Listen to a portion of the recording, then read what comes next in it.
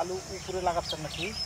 উত্তরের জেলা নওগাঁয় আগাম জাতের আলুর বীজ বপন ও বীজতলা পরিচর্যায় সময় কাটছে কৃষকদের। বাজারে দ্রুত আসায় পাপড়ি ও ক্যারেজ আলুর দাম চাহিদা দুটোই ভালো থাকে। গেল বছরের তুলনায় বীজ আলুর দাম কমলেও সার, কীটনাশক ও শ্রমিক খরচ আগের মতোই।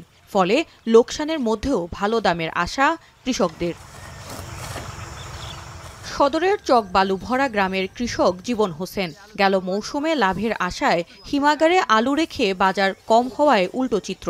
খরচ পুষিয়ে নিতে এবার আবারও আগাম জাতের আলু চাষ করছেন তিনি। আলু বিক্রি করবার যায় দেখি আমার কোলেস্টোরে খরচই হচ্ছে না, 500 টাকায় আমি পাচ্ছি। তখন আমরা গৃহস্থ মানুষ কী করবো? তারপরও নত স্বীকার করে এই বছর আবার লাগাচ্ছি আলু। একই অবস্থা অন্য কৃষকদেরও। তবে চলতি মাসের শুরুর বৃষ্টিতে ক্ষতিগ্রস্ত হয় কিছু আলু। বিঘা প্রতি কাঙ্ক্ষিত ফলনের তুলনায় অন্তত 5 থেকে 6 মণ আলু কম হবে। গেল মৌসুমে আগাম আলু বিঘা প্রতি ফলন হয় 30 থেকে 35 মণ, যা মণ প্রতি 2500 থেকে 3000 টাকা বিক্রি হয়েছিল। ফলে নতুন আলুর বাজারে 80 থেকে 100 টাকা কেজি দরে বিক্রির আশা কৃষকদের। কীটনাশক ওষুধ আছে, এগুলোর দাম মোটামুটি দাম বেশি। গত বছরের তুলনায় এবারের দাম বেশি। ওই 25-30 মণ, আগে 30-35 মণ হতো, এখন 25-30 মণ। আগাম জাতের আলুটা করি এই জন্য যে এখানে সময় কম লাগে, 55 থেকে 60 দিনের মধ্যে এর রেজাল্ট আমরা পাই।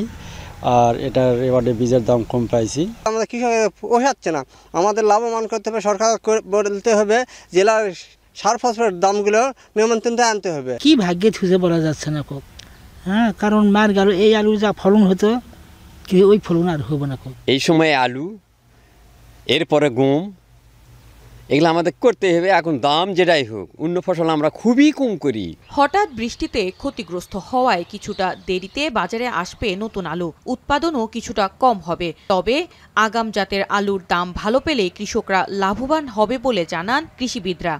কৃষক পরামর্শ হচ্ছে এই আলুটা আপনারা করে নতুন একটা ফসলে, তারা গম ফসলে গেলে ওটাতে একটা লাভজনক ফসলে তারা দাম পাচ্ছেন। এবারে কৃষকদের প্রস্তুতি মোটামুটি ভালোই ছিল আগাম আলু করার জন্য, কিন্তু গত 1 তারিখে যে ঝড় বৃষ্টি হয় এতে কিছু আমাদের একটু লেট হয়ে যায়। তারপরেও কৃষকদের আমরা পরামর্শ দিয়ে যাচ্ছি যাতে তারা আগাম আলুটার থেকে ভালো একটা ফলন পেতে পারে।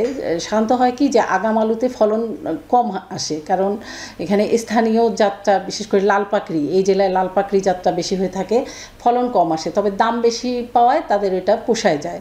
কৃষি অফিসের তথ্য মতে এবছর আগাম জাতের আলু 2000 হেক্টর জমিতে চাষের লক্ষ্যমাত্রা নির্ধারণ করা হয়েছে, যা থেকে পাওয়া যাবে প্রায় 26,000 টন আলু।